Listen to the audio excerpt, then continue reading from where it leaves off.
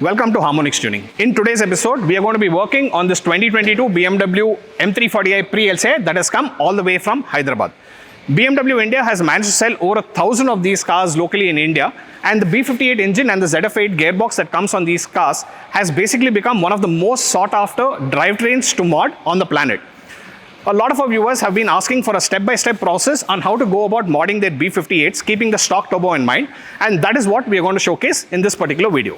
Before we start adding all the hardware mods and load our tunes onto the car, the most important step right now would be to put the car on the dyno and get some baseline numbers. Having a baseline number is very important for us because only then we can see how much of a difference all the mods and the tunes made to this particular build. One question we get asked often is, how do we ensure that our cars are being accurately dyno tested? So dyno testing these cars correctly is a simple two-step process. So the first step is to basically ensure that the dyno operator is showing all the crank horsepower and the torque numbers in the uncorrected format. Every dyno comes with something called as an SAE correction setting, and when you use the SAE correction setting, it basically accounts for the elevation changes from sea level, also the temperature and the humidity in that particular dyno cell. So what happens in a high elevation city like Bangalore is, when we run SAE corrected numbers on the dyno charts on this car, it basically artificially increases the dyno horsepower and the crank numbers anywhere between 12 to 15%. So that is one of the reasons why a lot of the bone stock M340is that are being dyno tested in India are showing a stock horsepower number of 420 horsepower and above and around 600 Newton meters of torque. And a lot of the enthusiasts assume that BMW is severely underrating their stock numbers. However, that is not the case. This discrepancy is coming only because the dyno operators are running SAE corrected factor numbers instead of the uncorrected numbers. So on your screens right now, you can see the baseline numbers that we have achieved on this particular build. So BMW claims 382 horsepower and 500 Newton meters of torque for a stock pre-LCA M340i. However, on our dyno, the car made about 381.3 horsepower and about 570 Nm of torque. Typically, in most of the cases, the cars do end up making a little more torque than what the manufacturer claims, and this is something we've noticed across most of the brands. However, in the end, the horsepower pretty much lines up with what the manufacturers claim. Now, the numbers you're seeing over here are the uncorrected numbers. As you can see on the top right corner, it says correction factor, which stands for CF, uncorrected smoothing 5. So now let's show you guys why running SAE correction is inaccurate on these particular turbocharged engines. So let's just go to the settings over here and select the correction factor as SAE. And you will automatically notice how the numbers jump. So from 381 horsepower, you guys can see that the horsepower numbers for a stock M340i jump to 436.71 horsepower and 653 Nm of torque. So these kind of numbers are absolutely impossible for the cars to make. And when people having dynos run SAE correction factor numbers like this, that is when they end up claiming that BMW severely underrates their numbers. And this is a mistake a lot of the dyno shops are also doing in India, where they're showing the stock numbers to be around 430 to 450 horsepower and then claiming their 95 round stage 2 tunes to make in excess of 500 horsepower. And that is just simply not accurate, as we have shown here in the graphs. So drivetrain losses can be measured in two ways. So the first method is to add an arbitrary percentage throughout the entire RPM range. That is, a lot of the dynos in India right now add a 15% all-wheel drive drivetrain loss to these cars that goes all the way from, say, about 2000 RPM to redline. However, while we are dyno testing these cars, the way these cars behave is totally different. So the drivetrain losses are a lot lesser at the lower RPMs, and as you go higher, basically the drivetrain losses start to increase. So if you run a flat 15% drivetrain loss across the rev band, it is artificially increasing your torque numbers and the horsepower numbers at the low end of the rev band as well as the mid-range. However, our dyno works differently. So in our dyno, what we do is, we do the entire pull right from 2000 RPM to redline in 5th gear. Once we hit redline, basically we shift the car to neutral and let it coast.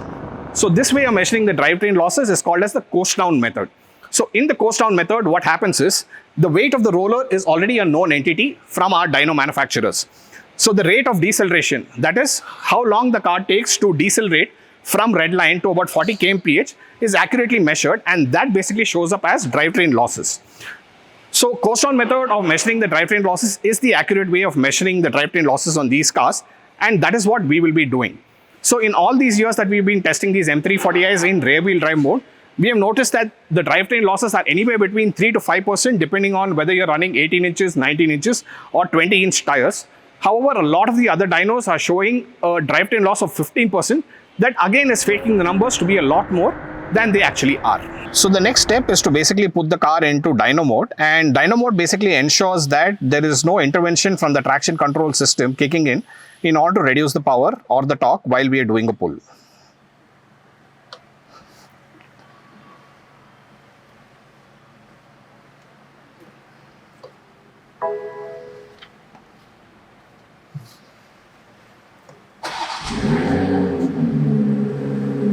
Now that we have activated dyno mode on the car, the next most important step is to ensure that the roller and the engine are spinning at basically the same RPM. So to achieve that, what we are going to do is we are going to drive the car in 5th gear to 5000 RPM and hold it steady over there, and then set the roller RPM to 5000 as well, so that we get accurate numbers. Now that we have the baseline numbers, we are quickly going to load up the license on the boot mode platform and then use the boot mode data logger to data log the car in completely bone stock form to see if everything looks okay. So before we begin the installation process of all this hardware, one key thing to remember for all BMW owners whose cars are manufactured after August 2020 is the fact that most of their Bosch MGD1 ECUs that is in my hand over here are probably locked from tuning. So when we say locked from tuning, it basically means Bosch has updated the bootloader on these ECUs where tuners like us cannot read and write to the ECU. So the only way for tuners like us to basically mod these cars is to get these ECUs unlocked.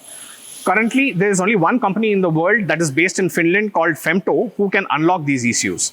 So we do trips every year to take these ECUs to Finland or Dubai and get them unlocked by Femto so that we can flash our own custom tunes. Another question we get asked often is, if I'm getting my ECU unlocked by Femto, what platform should I get it unlocked for? As of today, there are basically three major platforms that basically work with these ECUs. So one is boot mode, the other is MHD, and the other is Femto's own flasher, which is called as the Femto Evo flasher. So today we are going to tell you what platform you must choose for your ECU depending on your needs. So if you were to get your ECU unlocked for the Femto flasher, the biggest advantage as an end consumer that you would have is the fact that you won't have to spend any extra money on buying a separate license like you would for the boot mode, the MHD or the MG flasher platforms. However, in the Indian tuning context, using the Femto flasher seems to have a few drawbacks, not from the flasher itself, but how some of the tuning companies in India that are using the Femto flasher are basically behaving with their clients. Over the last few years, a lot of the customers who had gotten their cars tuned with particular tuners on the Femto flasher were not happy with how their custom tunes were performing. And so they reached out to us, and unfortunately, since Femto flasher does not have its own data logger, it was nearly impossible for us to see what issues were going on their cars or why their cars were not performing as expected, to be able to help them out. So that is one of the key reasons why we request people to go for either the MHD Plus or the boot mode flasher, simply because the data loggers on those are really, really good, and it gives us ample opportunities to data log the cars and see what is wrong and help people to fix the issues on their cars. So at this moment, if you are wondering what is the correct platform to get your ECU unlocked for, MHD Plus has some features that they have released where if you plan to run port injection, you don't have to use a separate map that is flashed on the motive reflex modules. However, MHD Plus will basically control the motive reflex as well. Unfortunately, boot mode does not have that option yet. So if you were to run port injection on, say, a boot mode platform, then you would have to flash a separate map onto your motive reflex in order to be able to control the functions of the motive reflex. However, boot mode is shortly going to release something called as a Rev2 board, where they will use their own port injection controller, which will be able to sync with the boot mode platform, and you will be able to tune all the parameters directly onto the ECU rather than writing a separate flash onto something like a motive reflex. So as of today, what we recommend to everybody that is tuning their cars on the BMW platform is to go for either the MHD flasher unlock or the boot mode flasher unlock, because that gives you the ability to basically data log the cars in depth, and we can also help you fine tune the cars further in order to make sure that they're running fine. If you don't want to come to us, that is perfectly okay. There are dime a dozen tuners who are tuning on the MHD and the boot mode platforms. So you can pick any tuner of your choice and get your car tuned by them rather than being restricted by the tuner you can approach when you're using only the Femto flasher. Every year, Harmonixx Tuning does about 3 to 4 trips to Femto to get these ECUs unlocked for our BMW customers. So this particular ECU has been unlocked for the boot mode custom ROM. So now we're going to install this ECU back into the car, and then let's begin installing the hardware, and then we'll put the car back on the dyno and start flashing our custom tunes. So this car is going to be getting our basic stage 2 package, which basically consists of a decat downpipe from Active Waterworks, a BMS charge pipe, as well as an MST intake. So now let's begin the process of installing all these parts on the car and show you how that goes.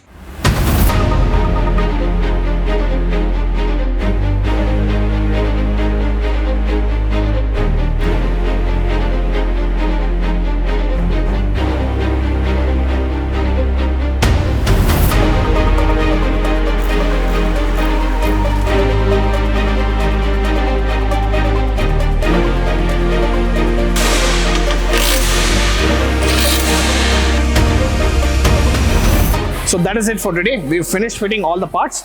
So now we are going to load the car back onto the dyno, take an appointment with the tuner, and probably tune this car tomorrow night. So we finished installing all the parts and the car is back on the dyno. We quickly wanted to take this opportunity to demonstrate why we recommend the MHD Plus or the boot mode platforms in order to data log these cars while we are tuning them. So this is a demo data log that I've just taken on the car. And as you can see from the screen in front of you guys, we are data logging up to 75 parameters simultaneously. So the basic advantage of having the ability to data log so many parameters is that we can look at individual parameters and see if the tune has been dialed in correctly. And also a lot of data helps us to understand if the car is running fine. Now what we'll do is, now let's shift to another data logger and show you guys the limitations of those data loggers compared to the boot mode or the MHD platforms. So in case your ECU is basically unlocked for something other than MHD or the boot mode platform, then you can flash the maps using the other flashers that you got an ECU unlock for. But however, for data logging these particular cars, what you'll have to do is you'll have to use a tool, something like a B flash or an auto tuner. So one of the biggest disadvantages of using something like an auto tuner or the B flash is the fact that we are unable to data log as many parameters as we would with the MHD Plus or the boot mode data loggers. Now let's show you guys a small example. So in the screen in front of us, we have loaded all the basic data logging parameters that we require. So let me try to add a few more data loggers. So as you can see from the screen, we are data logging about 25 parameters of the 186 variables that are available for this particular ECU. Now, as we start to add more parameters, let's try to target if we can hit 75 parameters that we initially showed you guys on the boot mode platform. So that's about 77 parameters. So when I load all of these data logging parameters into the screen over here, let's show you guys what happens. So as you can see, it says the logger rate 6.7 Hertz is below the defined minimum rate of 8 Hertz. So in order to data log these cars properly on B flash or auto tuner, you require a minimum data rate transfer rate of about 8 Hertz. However, since we've added about 77 parameters, the data logger basically becomes slower and thus we cannot get accurate data out of this. So that is one of the main reasons why we recommend people to go and unlock their ECUs for MHD Plus or boot mode. Now that we have established why we specifically choose MHD or boot mode platforms for tuning all the BMW M340i's or the G82 M4s that we tune, one last thing pending on this car is to basically flash the XHP map. So now we are going to turn off the engine and flash the XHP map, and once that is ready, we will start connecting with our tuners and start working on the custom tune on the ECU front. In order to flash the XHP tune, today we will be using the boot mode Wi-Fi adapter. So flashing XSP on the G20 cars is not possible via the Ethernet cable. So that is why we are going to be using the Wi-Fi adapter. We finished loading all our custom settings into the stage 2 XHP tune and now we are going to flash that. One reason why we don't recommend a stage 3 XHP tune for stock turbo cars is basically because the shift points are too late for a stock turbo. So a stage 3 map will make the shift points cross 6,700 RPM and it is pointless revving a stock turbo that hard. So on a stage 2 map, we are going to set the shift points at about 6,000 RPM in the first 2-3 gears, and then we are going to increase that to about 6,250 RPM in the remaining gears. So now let's flash the XHP map and see how it goes. So one thing to keep in mind while flashing any of the maps on these cars, be it ECU or TCU, you should always remember that your battery has to be put on a battery tender and the seat belt on the driver's side should be buckled on. Not only that, while flashing the XHP map, you need to make sure that the aeroplane mode is turned off, turn off Bluetooth, always have a little bit of battery juice on your phone. Make sure the ignition is basically into diagnostic mode over here. And then basically we can continue with the flash. We finished flashing the XHP TCU tune using the Wi-Fi adapter. Our base tune for the custom ECU tune is already ready and we are trying to flash that. So once we replace the Wi-Fi adapter with the Ethernet cable, you can notice on the screen that the Ethernet cable is not being recognized. This is because there is a clash when you use a Wi-Fi adapter and then switch to the Ethernet cable. So the easiest way to solve this problem is to disconnect the battery terminal for about 2 minutes. And when you connect the battery back and plug the Ethernet cable again, the Ethernet cable will start working. So once we disconnect the battery negative terminal and put it back, you can see that the Ethernet connection to the vehicle is basically working right now. So our base file for the ECU tune is ready. So we're going to flash that, and then basically we're going to data log the car and see how things go and start doing more revisions until we are happy. Our base map is ready to flash. So we're going to make a few config changes over here. So we're going to set up the exhaust burble type to OTS. The customer wanted to turn on the GTS roar. Max cooling mode is turned on. So the cold start, we are going to put it to off. The radiator flaps, we are going to open them the full time. So exhaust port is going to be set to open again. Our Vmax limiter is set to off. Catalytic monitors can remain as is. So basically we are going to save all of these changes. And the flash is ready to be loaded onto the ECU.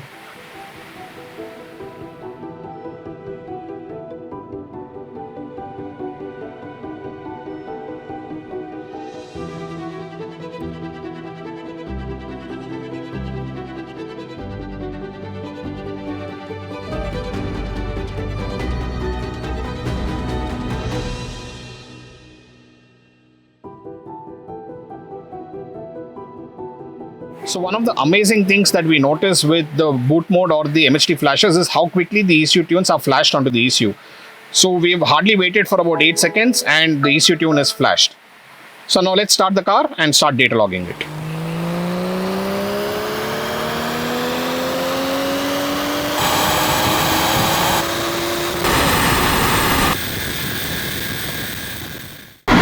So we've finished flashing the base map.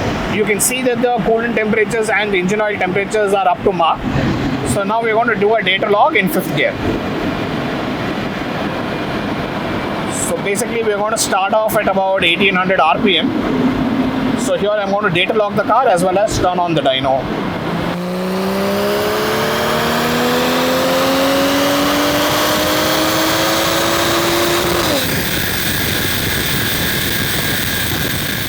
So that is it for tonight. Chris did a fabulous job at dialing in the ECU tune for this particular car.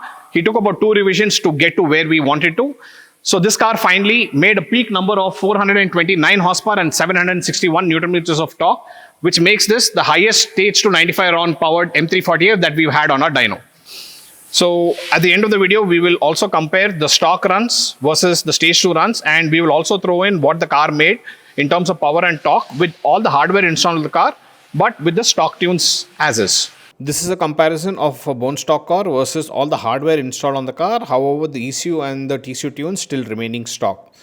So you can notice that because of the decat downpipe, we did achieve much quicker spool. However, majority of the gains seem to happen after 4000 RPM, where the less restrictive exhaust in the intake helps a lot in order to make more power and torque. However, there aren't any significant gains in the low end or the mid range. So now let's overlay our stage 2 map and show you how much of a difference it makes by flashing our tunes. So this is one of the reasons why we recommend people to get a tune, because the car becomes a lot more fun to drive when you actually pair the right hardware with the right software, that is the ECU and the TCU tunes.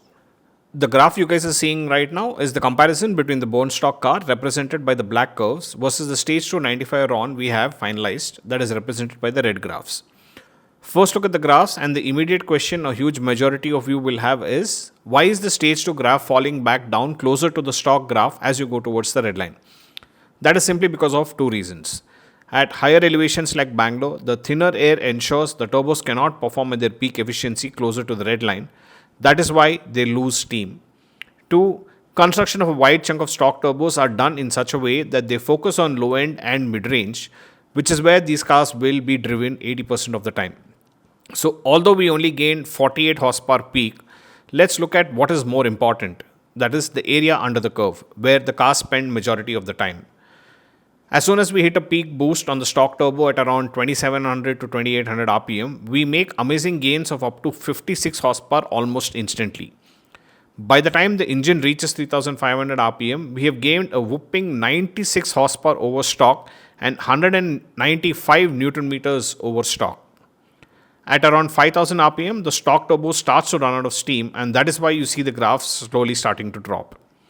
One way to counter this would be to run higher octane fuel so that we can run more ignition timing to make up for the loss of steam from the turbo in the higher RPM range. But overall, these are some great gains for just a 95 RON map. We can get more out of this engine running higher RON fuel, but we honestly feel that Indian Oil's XP95 is the best bang for buck fuel for most of these engines. Here is the comparison dyno chart between the car we tuned in this video versus another stage 2 M340i that was tuned using the Femto flasher and data logging the car on the road with an auto tuner with a very famous BMW specific tuner. Our tune made 20 to 40 horsepower more than the other car between 2600 to 5500 RPM, and at 3500 RPM our tune made a whopping 40 horsepower more than the other car. We are able to effectively utilize a dyno and a high-speed data logger to get the best out of your setup. Without either of them, you are just tuning blindly. Coming to the torque charts, our map made a cool 757 Nm, whereas the other car made just 680 Nm, making our tune a lot more fun to drive in the low end as well. And for all those of you who keep repeatedly asking the same question, can I run an aftermarket downpipe intake and other mods on my 340i, keeping my ECU stock and not tuning the car or unlocking the ECU? Here is some more data for you guys. So this is a data log of the car we had done with just the intake, the downpipe and the charge pipe installed. So the yellow curve over here you see is the engine RPM. So we did a run on the dyno starting at about 1800 RPM and the run was carried on till about 6900 odd RPM. So the light blue line you see over here is basically the accelerator pedal position. So when you see the light blue line hitting about 99%, that means we went wide open throttle. So while the accelerator pedal was fully depressed, what is really interesting to see is this dark green line over here. So this green line basically represents throttle angle. So throttle angle is basically how much of the butterfly valve was open inside the throttle body depending upon the request that the ECU sees. So you can notice over here that as soon as we hit peak boost, that is around 2600 RPM, the ECU noticed that there was something wrong because the flow characteristics of the intake and the exhaust just do not match with the stock calibration that BMW had done. So when it notices that there is sufficiently less restrictive intake and the exhaust system, it basically allows the turbo to spool more and basically overboost. So when this overboost condition happens, the ECU tries to protect the turbo by basically shutting the throttle. So that is exactly what is happening over here. So you can see that the throttle actually went from 98% at this point to about 34% over here, and then the throttle remains closed pretty much partially throughout the entire rev range. So here the throttle basically comes down to about 91%. Again, there is an overboost that the ECU sees, so it tries to back down by reducing the boost and shutting the throttle down. So at about 6200 RPM, we are at about 81% throttle angle, and it's only much later, closer towards the red line, that the ECU sees that it's okay to give full throttle. This is one of the basic disadvantages of why we keep asking people not to do hardware mods in the car without the proper tune. Now let's show you guys what happens when we actually put a proper tune along with all the hardware that goes into the car. So this is basically a full wide open throttle run that we have done on the car with our stage 2 tune. So you can see that your accelerator pedal is at about 99%, which is wide open throttle. And you can notice that there are no throttle closures anywhere in the RPM, right? So now let's also load engine speed and show you guys that this is actually a full run. So it starts off at about 2000 RPM and goes all the way up until 6800, actually 6900 RPM. And because of the scaling, basically when we click on the engine speed, it is not showing the throttle angle properly. So let's disable the engine speed and show you guys. So you can see with the right tunes, the ECU will never shut the throttle on the car and basically cause issues. So that is why it is very important to get a proper ECU tune that basically fits the hardware mods that you put on these cars. Then the second cause of concern is basically how the drivetrain losses are being measured on these cars. Now let us bust another myth. Shops and dyno operators claiming 15% all-wheel drive drivetrain loss on these modern day cars and artificially inflating the numbers. What you guys are seeing on the screen right now is the comparison between the crank horsepower numbers versus the wheel horsepower numbers on our stage 2 95 round tune measured on this M340i by our Dynojet dyno. A dyno actually measures torque, not horsepower. Then the torque measured at every RPM is converted to horsepower by the mathematical formula horsepower equals torque into RPM divided by 5252. Dynos measure the torque at the wheels, and since it also knows the RPM the engine is spinning at, it uses the above mathematical formula to calculate wheel horsepower. Our dyno uses the coast down method to calculate drivetrain losses. So here is the data we have from our dyno. This particular car made 415.8 wheel horsepower, and when the dyno adds the drivetrain losses it calculated via the coast down method, we arrive at a peak crank horsepower number of 429.4 horsepower. Now let us calculate the drivetrain loss using the mathematical formula drivetrain loss percentage equals crank horsepower minus wheel horsepower divided by crank horsepower into 100. So the math on this car adds up to a drivetrain loss of 3.167%. The drivetrain losses can vary a tiny bit based on the tire size you run, the torque the car makes, etc. But overall, when we run these M340is in rear wheel drive mode, we have seen drivetrain losses varying between 2.8 to 4% depending on the size of the tires these cars run, that is 18 inches, 19 inches, 20 inches, etc., with varying corresponding tire widths that change the rolling resistance on the rollers. Don't believe our dyno? Head over to a very interesting dyno chart, Level Performance from Russia, posted from their dyno testing of a G90 M5. Let's throw that dyno chart up on the screen for you guys to see. So during their testing, the stage 1 G90 M5 made 818.83 wheel horsepower, and that dyno via the coast down method measured the drivetrain loss, and the crank horsepower they got was 890.24 crank horsepower. Now let's calculate the drivetrain loss once again using the mathematical formula we had shown earlier. So 890.24 minus 818.83 divided by 890.24 multiplied by 100 gives us a drivetrain loss of 8.021%. So we've proved that the drivetrain losses on most modern G-Series BMWs are nowhere near the 15% that most shops claim. Modern drivetrains are extremely efficient and don't lose as much as the older drivetrains would, say, about 20 years ago. Unfortunately, most dyno softwares are not updated with the changing times, and they still continue to run the data from about 20 years ago. And most shops also want it this way because it allows them to make taller claims to keep their customers happy. Now let's take a quick look at what the car made on 4 back-to-back pulls to show you how repeatable and how reliable this particular tune is. So let's go over to the dyno screen. So we did 4 back-to-back pulls on revision 2, which is the final revision for this particular car. As you can see the dyno charts over here, we made consistent power. So the first run netted about 429 horsepower. The second run again came to about 429 horsepower. The third and the fourth run were around 425 horsepower and 421 horsepower. Naturally, what happens is when you start doing back-to-back pulls, the car starts to heat soak, and that is why you see a small drop in the power. Now, let's look at the torque curve. So the maximum torque we made was about 761 Nm, and that came down to about 756 Nm and 750 Nm in the subsequent runs.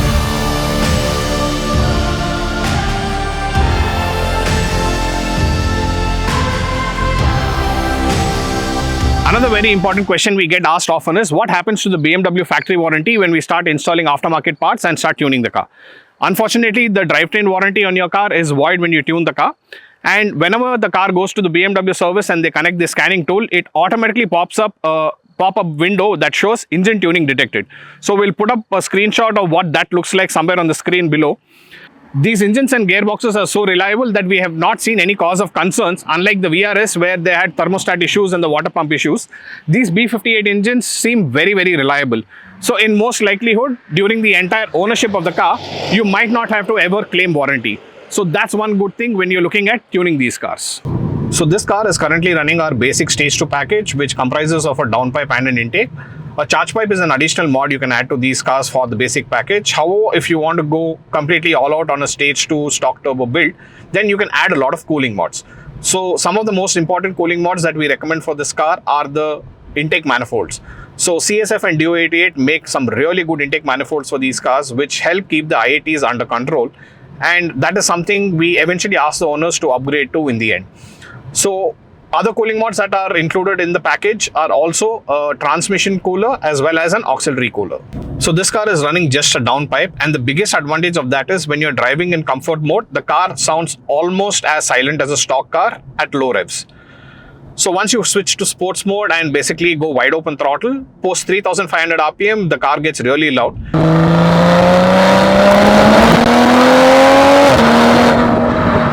Which means that whenever you're puttering around town, you are not getting any unwanted attention from the exhaust note. The other really nice thing with this particular exhaust setup is the fact that there is absolutely no drone anywhere in the rev range. So one of the reasons why we recommend the Stage 2 XHP tune is basically because of the shift points. As you can see, the car shifts under 3000 RPM at path throttle, and this helps you get better mileage. Let's say we ran a Stage 3 XHP tune, then the shift points would be a lot higher and getting good mileage of the car would be really difficult on the stock turbo. In the last M340i video that we had shot, I basically explained to you guys that driving a Stage 2 car after driving a Stage 3 car felt really underpowered. However, it's been a while since I've driven a Stage 3 VRS or a Stage 3 M340i. And I've been driving this car since yesterday, and the car actually feels really peppy and nice to drive. I think this whole perception of the car being underpowered only comes when you drive a much more powerful car and then get back into this car. So let's quickly do a small pull for you guys.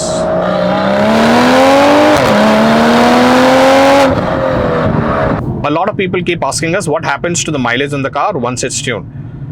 The interesting part is, since you have way more torque, you use lesser throttle input to get to the same speeds, and when you're cruising on the highways, it's very easy to get very good mileage.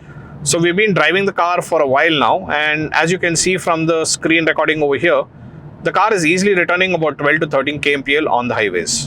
We've tried to answer as many questions as possible in order to help you guys understand how to go about modding your B58s. If you guys have any further questions, drop them in the comment section below, and we'll try to answer them to the best of our abilities. We hope you guys enjoyed this episode. This is Rahul Arkodidini on behalf of Harmonixx Tuning, signing off.